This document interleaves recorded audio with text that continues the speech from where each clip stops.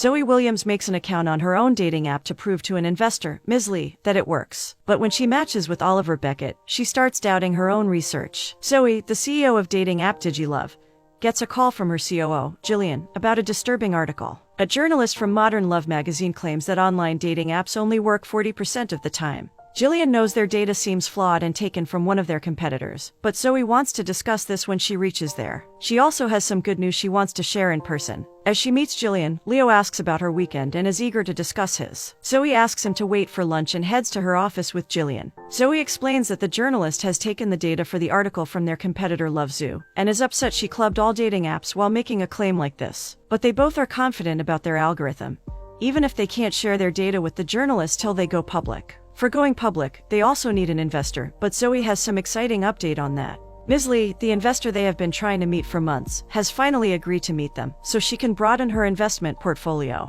After their happy dance, they need to rush because the only open spot with her is in an hour. Jillian has this pitch memorized for months and they're excited about finally getting this opportunity. Ms. Lee discusses her expectations with artist Oliver Beckett, and is glad his work can be customized. She's a big fan of his botanical art since she saw a piece he commissioned for a friend of hers. When she mentions the number on his website directs to someone called Shannon Harris, he promises to fix it soon. When she leaves, he puts on his earbuds and gets to work. Jillian drops Zoe off at the gate so she can park the car and meet her inside. As Oliver is leaving the office with his work, Zoe asks him to hold the door, but he doesn't hear anything because of the loud music. She crashes into the door and falls down, and calls out to him from the logo she can see of Beckett's botanical designs. He finally notices her and starts apologizing for ruining her papers. As he helps her, she understands he didn't mean to do it. He wants to offer a plan as an apology, but she doesn't have time to take care of them. When he calls her a workaholic, she gets offended and rushes for her meeting. Jillian reaches late too because of parking issues and is worried about their ruined pitch sheets. Zoe drops them in the trash and feels confident about making the pitch without them, and knows they can email it later. They thank Ms. Lee for making time for them, but she is more curious to know about their app, which apparently predicts relationship compatibility on a percentage scale. Her assistant has downloaded the beta version, but she thinks the questionnaire seems too lengthy. But that is just one of the steps, and they also have a behavior analyst who calls the user for a video interview.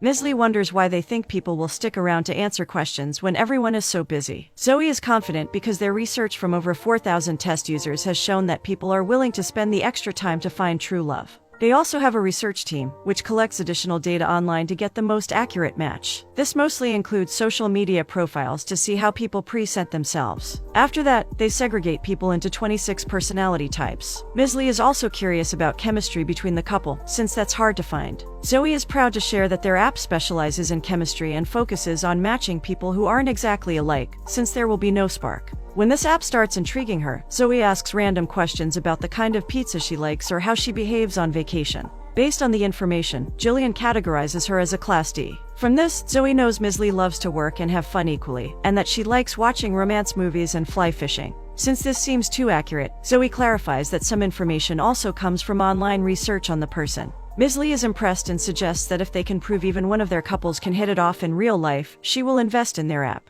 For proof, she just wants the compatibility to be 90% or higher, and knows a quick meeting with the couple will be enough to convince her that it works. At their team meeting, Leo suggests hiring actors to play the couple in love, but they know Ms. Lee is too smart. Zoe also wants to accurately track the couple's relationship progress, and needs an honest report. She suggests that they all sign up for the app to see who gets the highest match. There are currently 4,222 profiles among their test users, and this is the best way for them to prove the app works. Zoe thinks anyone who's already in a relationship can be excused from this experiment. But to set an example, she signs up for the app first. She excuses herself to complete the rest of her profile and starts answering the questions. Jillian is happy about Zoe signing up for the app since she hasn't dated since they started the company 2 years ago. Zoe still hopes Jillian finds the perfect match, but they decide to head home after a long day. Zoe is searching for Beckett's botanical at home when she gets a message from Jillian about matching with someone at 52%, which is too less for their experiment. Zoe also gets a notification about a match with Oliver, whose face and profile seems unclear, but she's in for a shock when she notices they matched at 98%. She tries to hide her face when she enters the office, but they all have seen the numbers. She wonders if anyone else got a match, and the highest one they have is for Leo at 86%, which means they now rely on Zoe to prove their app works. She seems nervous about what to wear since she hasn't dated in a while. Based on where they're meeting, which is a cafe recommended by Oliver, Jillian recommends which dress she should wear. She's very nervous, but Jillian reminds her of their app's motto of taking things one step at a time.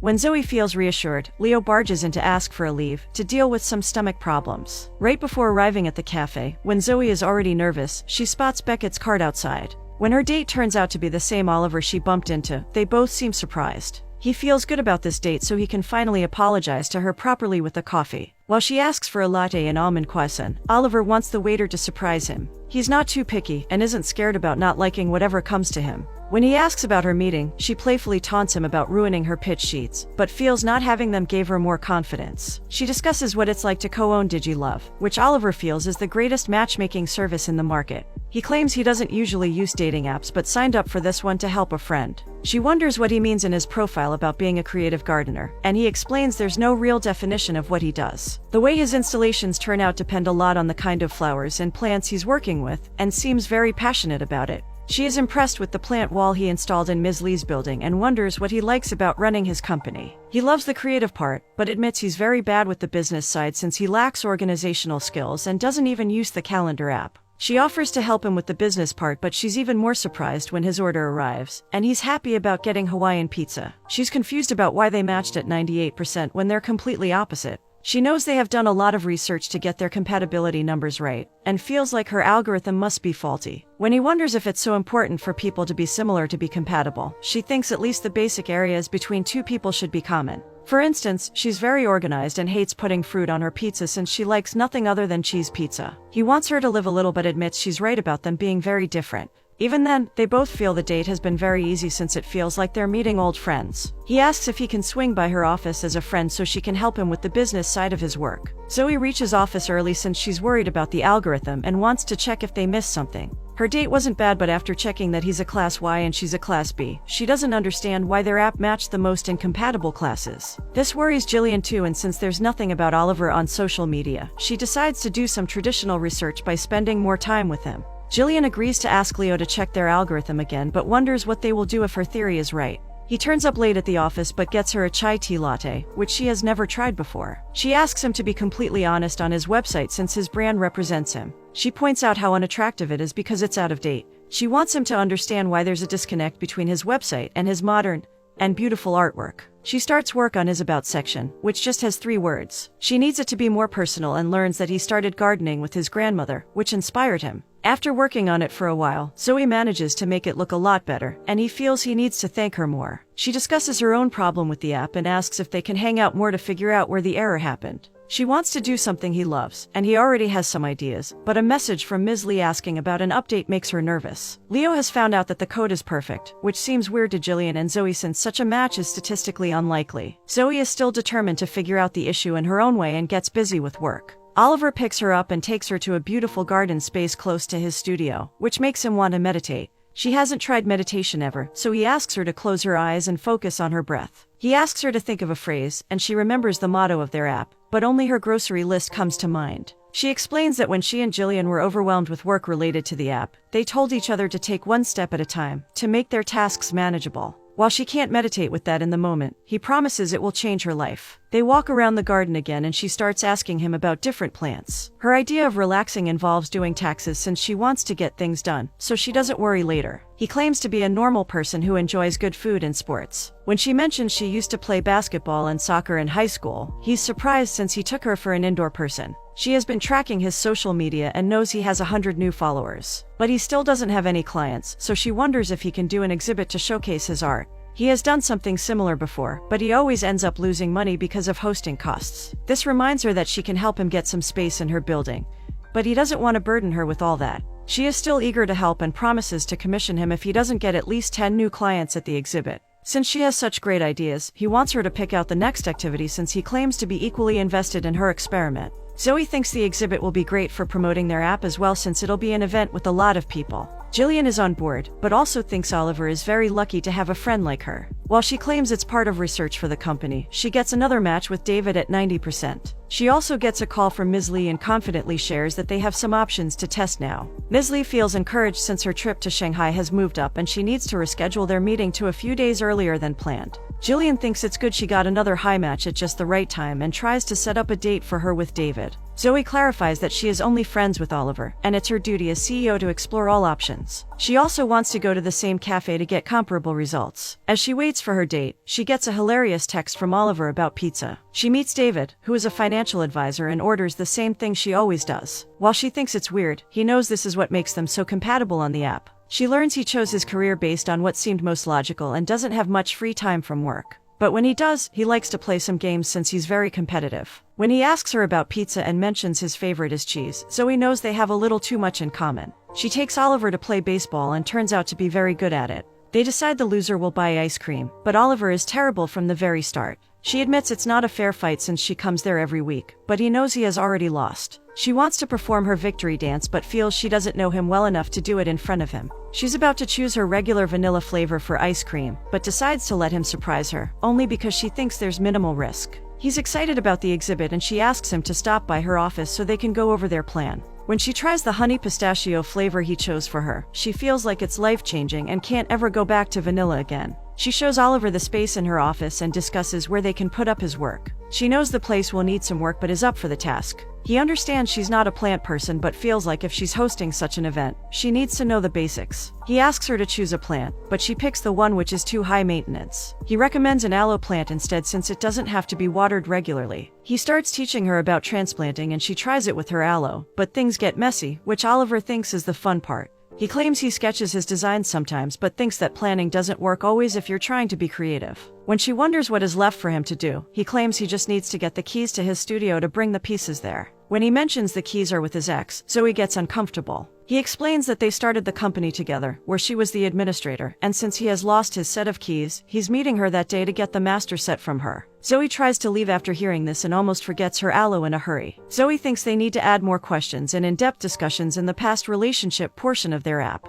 Jillian knows this is not about the app, so Zoe admits she thinks Oliver has unfinished history with his ex. She feels like if instead of the algorithm, they focus on their primary information, the app can be improved. Jillian reminds her about how thorough they are, which makes Zoe think she is overreacting. Jillian questions her as a friend if she thinks there's an issue with the app or she's just trying to escape something good. She knows her ex was a jerk but doesn't think Zoe should stop trusting everyone because of it. She also knows Zoe is the smartest person, so if she wants to ask Leo to make some changes, she's fine with it. When Zoe gets a text from David to meet again, she also gets a reminder about the follow-up meeting with Ms. Lee in a few days. Leo did some digging on her request and found that there's a minor coding error, because of which the compatibility numbers are off. They don't know by how much and he promises to work as long as possible to figure it out. She starts freaking out about the error but Jillian tries to be positive about them finding the error before their meeting with Ms. Lee. Zoe is confused about everything and is also not sure about David, since there's no spark and they're too similar. Zoe knows she needs to distract herself so she asks for Jillian's help with the exhibit. They both start painting and decorating the place to get it ready in time for the big day. Oliver is in awe of what they have done to the place and is surprised it's already been 3 weeks, since Zoe is due for her meeting with Ms. Lee soon. He forgot that apart from being a hero who helps him a lot, she also has a day job. Zoe is also happy about him getting some 1,000 new followers, which means their event will be very busy. While trying to thank her as a friend, they somehow get into a water fight with the spray and manage to drench each other till Oliver finally surrenders. He offers her a towel, which leads to a moment where they come close enough to kiss, but he gets a call he needs to take. As Zoe turns to leave, she knows he's talking to his ex because he mentions the keys to the studio and seems excited about her coming to the exhibit. Oliver welcomes Zoe on the morning of the exhibit with a glass of champagne and thinks she looks beautiful. She compliments his work but he notices something is bothering her. After waiting for a bit, people start arriving in large numbers and the place gets very busy soon. Oliver is excited to officially meet Jillian and thanks her for all the help with the setup. Jillian claims she'll do anything for Zoe, which doesn't surprise him since even he thinks she's great. When his ex Shannon enters, Leo tries to flirt with her, but she just wants to know where Oliver is. He claims to be nervous while talking to pretty women and points her in his direction. As he watches her approaching, he excuses himself, but asks Jillian to help herself with any plants she likes. Oliver thanks Shannon for coming and asks if she gave any thought to what they spoke about. She delivers him the signed papers he asked for, and he thanks her for selling the company back to him. Shannon is happy to help since she always felt it was his business. As he keeps looking over at Zoe, Shannon wonders when he'll tell her that he likes her. Oliver claims they're just friends, since they're complete opposites. That seems rubbish to her, since she knows opposites attract. She also feels that since Zoe did so much work to help him, she might reciprocate the feelings. He thanks her for everything and asks her to enjoy the exhibit. Oliver's expectations have been exceeded since he managed to get 24 new clients. He still asks if Zoe can commission him so he gets another reason to hang out with her. He confesses that he likes her a lot despite knowing how different they are. In fact, their differences only make it more interesting. He feels the more time he spends with her, the more appreciation he has for how accurate the app is. Zoe admits that the numbers for their compatibility prediction are off. When she mentions improving the relationship history questions, he wonders if she's worried about Shannon and clarifies that there's nothing between them.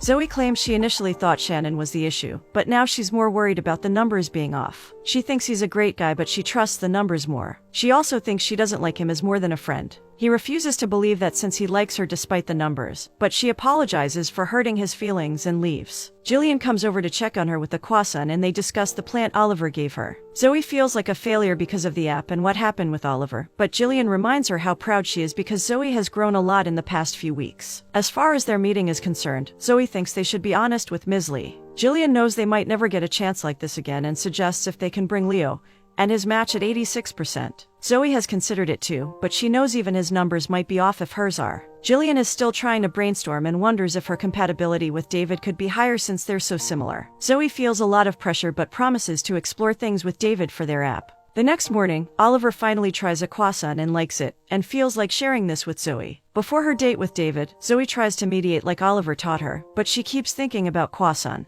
She apologizes to David for being too busy to reply earlier, but he understands and thinks good things are worth fighting for her. When she asks if cheese is the best pizza there, he orders 2 cheese slices. But Zoe suddenly decides to try Hawaiian pizza, which seems very odd to David since he hates that. As they walk to their seats, he discusses his work and asks about hers. She informs him about the error with the compatibility numbers, which reminds David that he matched with someone else at 83%, but decided to go with the odds. When Zoe tries the pizza, she still thinks it's horrible. David agrees and feels like she should have gone with cheese since it's safe and good. Zoe gets an epiphany and asks him for the time. She apologizes for leaving and clarifies that there's nothing between them. She suggests he can give his 83% match a chance, who might make him want to order fruit on his pizza. Jillian has already reached for the meeting with Ms. Lee when Zoe calls her about a change of plans and asks her to stall Ms. Lee for a few extra minutes. While Jillian tries to distract Ms. Lee with random information, Zoe runs towards the office and finds Oliver. She knew about his location from his social media and promises to give him a lesson on safety later. She is excited because she tried Hawaiian pizza and wanted him to know about it. Ms. Lee is losing her patience and directly asks if Zoe will join them. She doesn't like tardiness, but Jillian explains she had to do something important on the way. Ms. Lee decides to reschedule the meeting and feels like they should have had the decency to not waste her time. Zoe wants Oliver to know she is the kind of person who likes plain cheese and vanilla, but since she met him, everything changed. She confesses that she tried to spend more time with him not because of research, but because she was having a lot of fun. Even now, she doesn't care about the numbers because she wants to be with him. As they finally kiss, Ms. Lee interrupts them and wonders if they're the happy couple Zoe was going to bring to her. Jillian also finds them at the right time and is relieved to see Zoe. She wants to be honest with Ms. Lee, so she explains the full story about how weird it felt when she matched with Oliver at 98%, since they're very different. She also confesses about the coding error exactly when Jillian gets a text from Leo. When Zoe mentions the numbers are off, Jillian clarifies that according to an update, their code has been rounding down the percentage. It's only decimally off, which means Oliver and Zoe are 99% compatible. Zoe apologizes for being late for the meeting but knows she had to fix things with Oliver first. Instead of being annoyed that Zoe prioritized a romantic relationship over her investment,